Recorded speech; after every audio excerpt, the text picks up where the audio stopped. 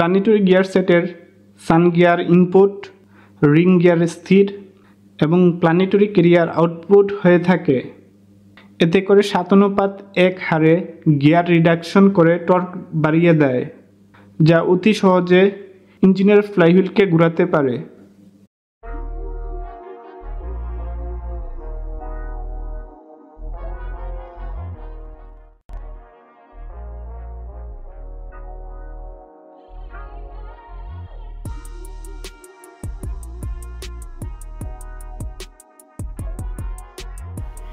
Engine শক্তি পরিবর্তনকারী একটি machine, যা রাসায়নিক শক্তিকে যান্ত্রিক শক্তিতে তথা মেকানিক্যাল মোশনে পরিবর্তন করে।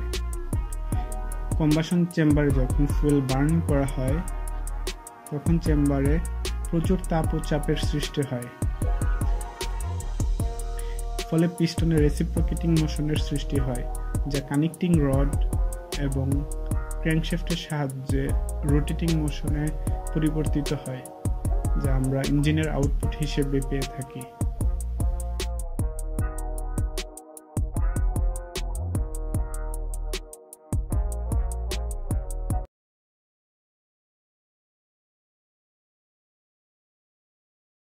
ইনটেক, কম্প্রেশন, পাওয়ার, এক্সস্ট এই 4টি স্ট্রোক কমপ্লিট করার মাধ্যমে 4 স্ট্রোক ইঞ্জিন কাজ করে। গ্যাসোলিন ইঞ্জিনে ইনটেক স্ট্রোকে এয়ার এবং ফুয়েলের মিশ্রণে ইঞ্জিন সিলিন্ডারে প্রবেশ করে। কম্প্রেশন স্ট্রোকে এয়ার ফুয়েলের মিশ্রণের চাপ এবং তাপ বাড়ায়। পাওয়ার স্ট্রোকে এয়ার ফুয়েলের মিশ্রণকে প্রজ্বলিত করে ইঞ্জিনের শক্তি উৎপাদন করে। এক্সস্ট স্ট্রোকে ইঞ্জিন সিলিন্ডারে প্রজ্বলিত এয়ার ফুয়েলের মিশ্রণকে আউট করে দেয়।